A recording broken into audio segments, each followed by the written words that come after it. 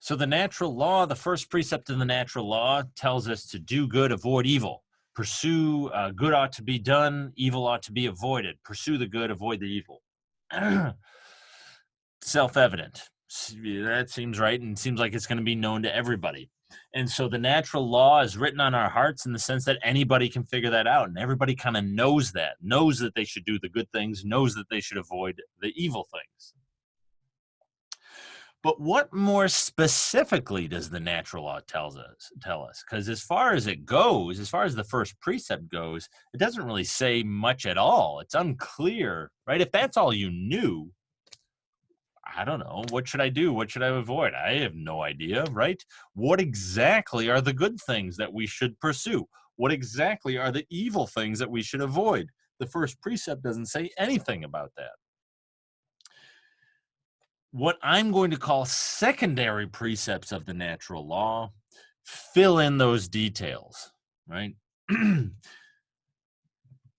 They build off. So what Aquinas does is he builds off of this first precept of the natural law, and from this first precept of the natural law derives secondary precepts.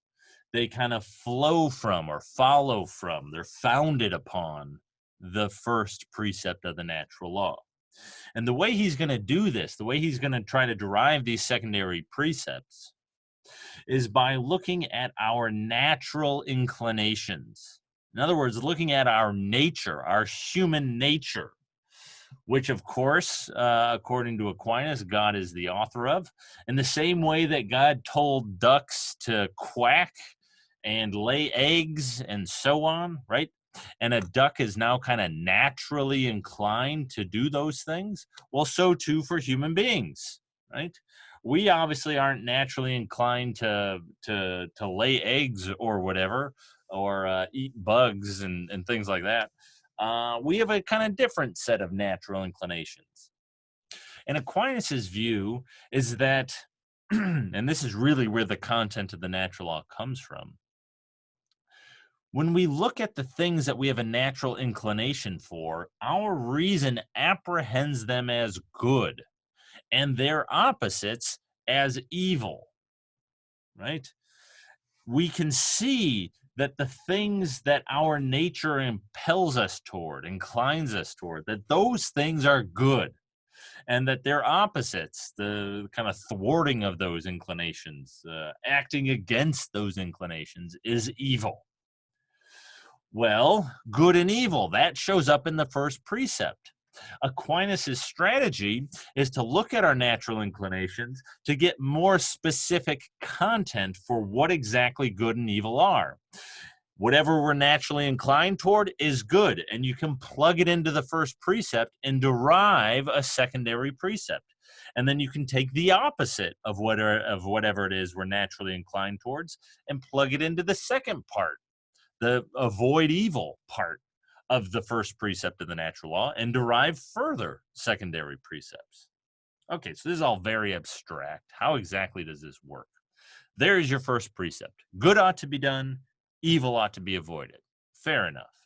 And now, what we're going to try doing is deriving secondary precepts using each part of that first precept. Good ought to be done, that's one part. Evil ought to be avoided, that's the second part.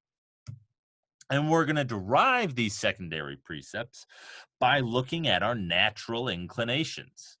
That's the way Aquinas proceeds. The things that our nature kind of naturally impels us toward.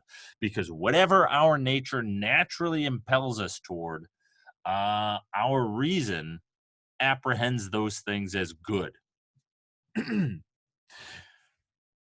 First thing he mentions, I'll put that up there too, the preservation of life. Our nature, we are naturally geared to preserve our lives, right? We are natural, and so part of this is going to be we are naturally geared to seek out food when we're hungry. We're naturally geared to avoid danger, things like that, right? We're naturally impelled to preserve our lives. And so we have a natural inclination for the preservation of life. Because we have a natural inclination for it, Aquinas thinks our reason apprehends the preservation of life as good. The preservation of life is good. Well, if it's good, well, we can plug that into the first precept there, right? The spot where good appears in the first precept, good ought to be done, just plug in preservation of life, right? Because we have a natural inclination for the preservation of life. And whatever we have a natural inclination for, our reason apprehends as good. And so you could just plug in preservation of life and get something like preservation of life ought to be done. That's a secondary precept.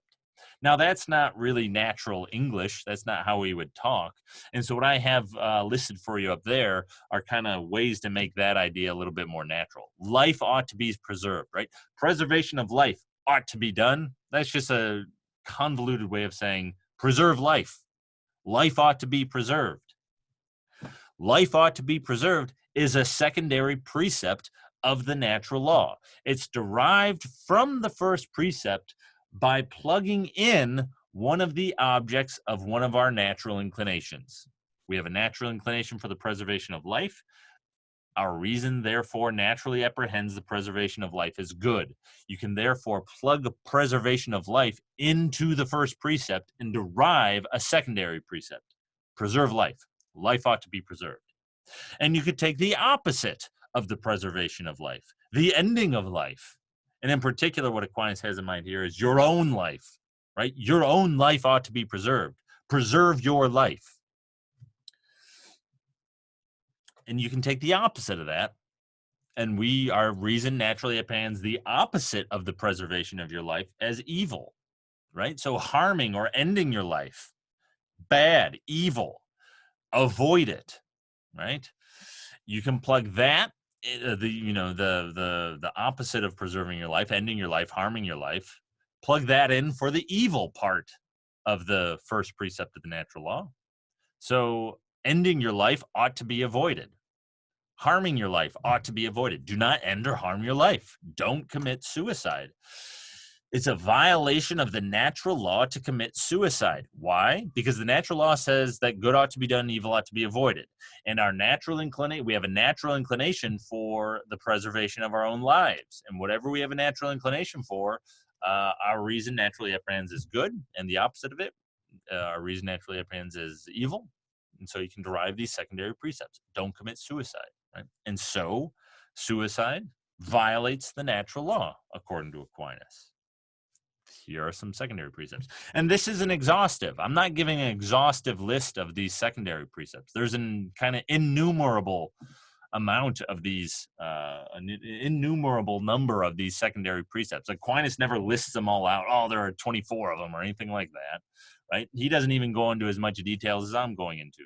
He basically just kind of tells us what our natural inclinations are, and that's it. And that's basically where he leaves it. But I'm showing you how to use those natural inclinations that he gives us to derive these secondary precepts. So let's keep going. So our first natural inclination, which we share in common with all living things, preservation of life, right? Every living thing has this natural inclination, according to Aquinas, to preserve its life. Second natural inclination that we have, which we share in common, not with all living things, but with, I don't know, things that reproduce sexually in particular, but things that, everything reproduces, but so things that reproduce and have some sort of family structure, right? Have like parents reproduce in that way. And so I think what Aquinas has in mind in particular here are things like animals, whatever. Reproduction and rearing of children. That's a natural inclination we have. We are naturally impelled, Aquinas wants to say, to reproduce. It's just a natural instinct that we have. We're naturally impelled to do it, and we're naturally impelled to then raise these kids that might be the product of that natural inclination for reproduction, right? And so our reason apprehends reproduction and the rearing of children as good. That's a good thing. And so you can plug that into the first precept. Children ought to be reared. reared, educated, raised appropriately, raised right. And the opposite of reproduction, the opposite of rearing your children, of educating your children, right? Those things are evil. Our reason apprehends them as evil. And so we can plug those into the second part of the first precept. Don't thwart reproduction. Don't neglect your children, right? To neglect your children would be to violate the natural law. Now, the Catholic Church's teachings on or views, beliefs about human sexuality are very controversial. I don't know, you might take a theology class in which you talk about them. But what we're seeing here is the kind of source for a lot of those teachings, where it comes from. It comes from this doctrine of natural law and this idea that human beings have a particular nature. They're reproductive sexual creatures who live in families. That's how human beings keep going. That's how they work by nature. And so a lot of the kind of sexual ethics of the Catholic Church are philosophically, at least, going to be grounded in these kinds of claims about the natural law that you find in someone like Aquinas, but not just in Aquinas, other people who say things like this. Moving on, right? More detail. Aquinas talks about how human beings have a natural inclination for knowledge. And what he's picking up on here is something that we read from Aristotle. Aquinas is very Aristotelian, as we've seen. First line of the Metaphysics: all human beings by nature desire to know.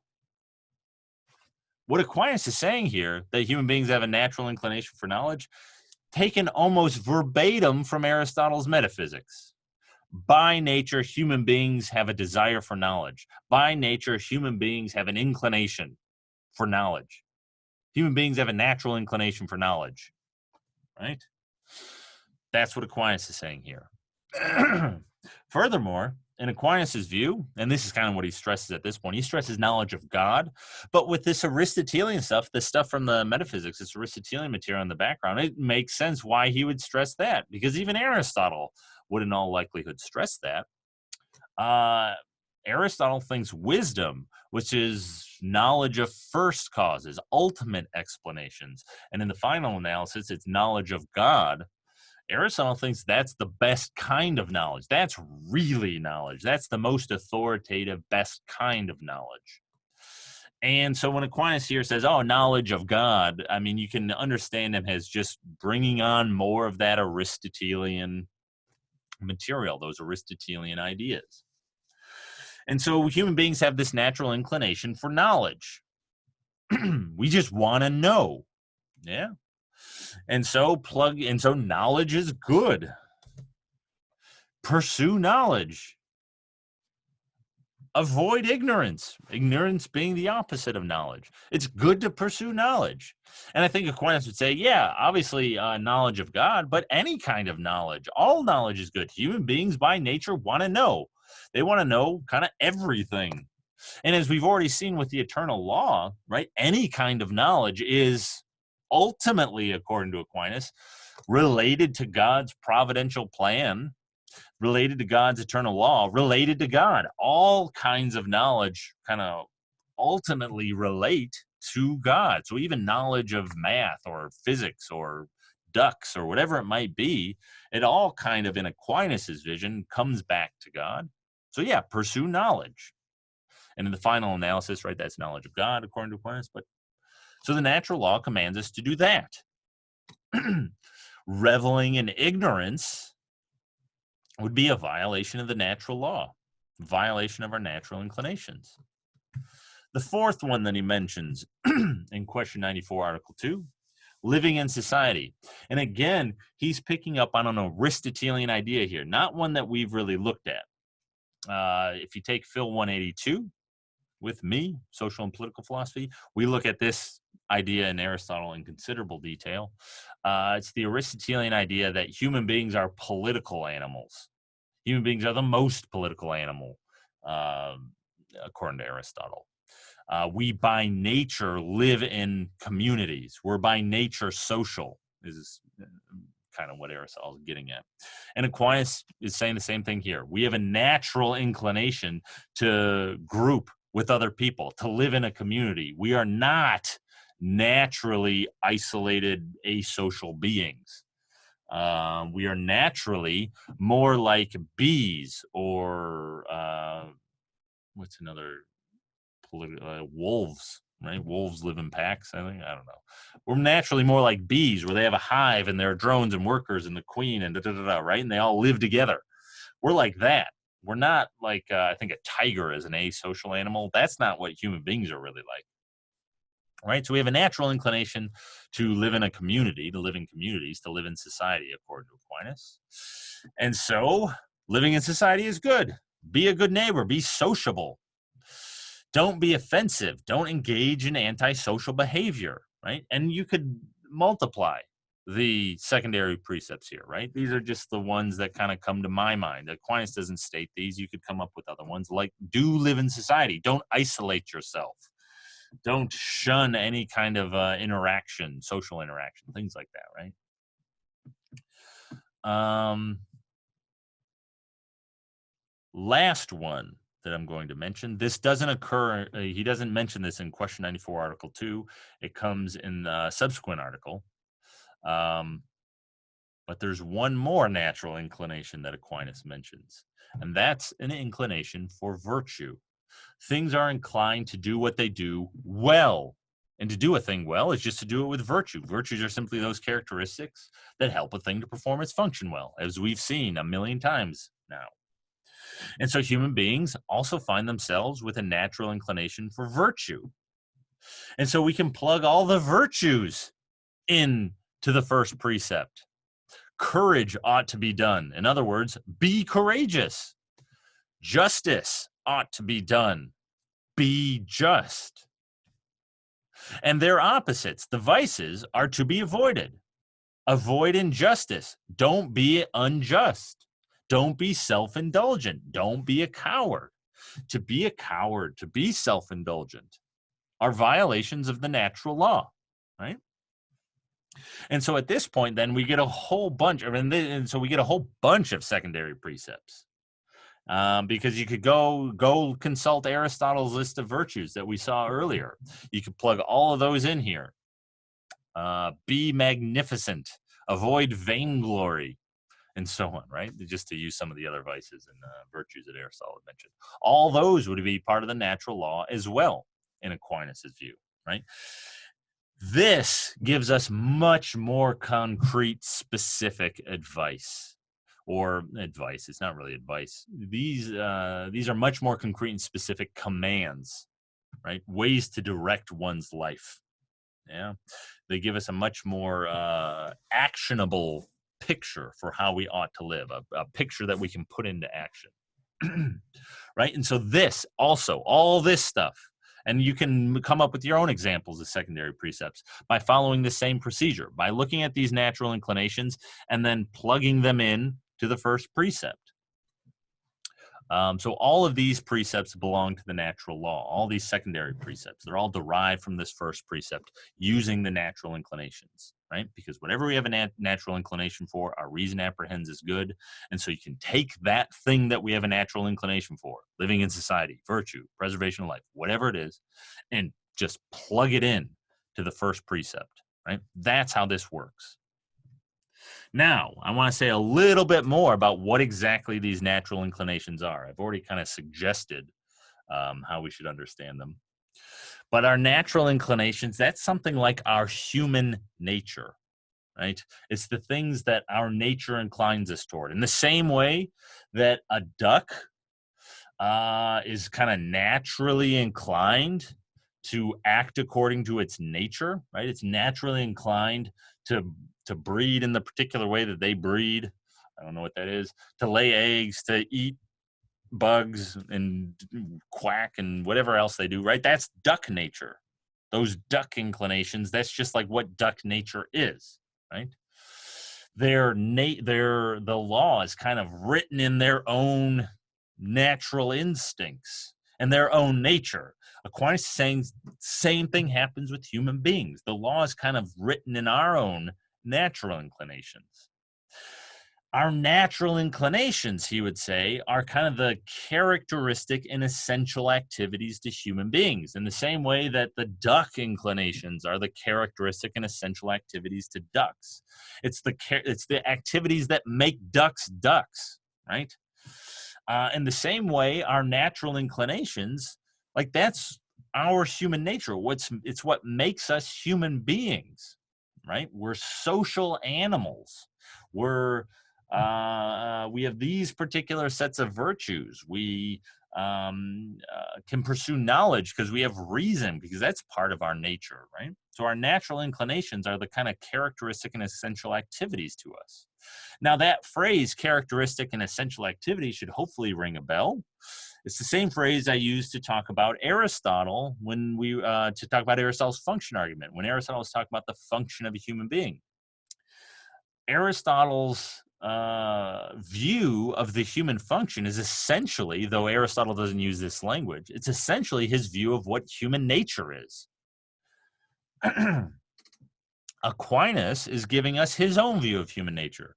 Aquinas's view is a bit more expansive than Aristotle's, because Aristotle really just highlights rational activity.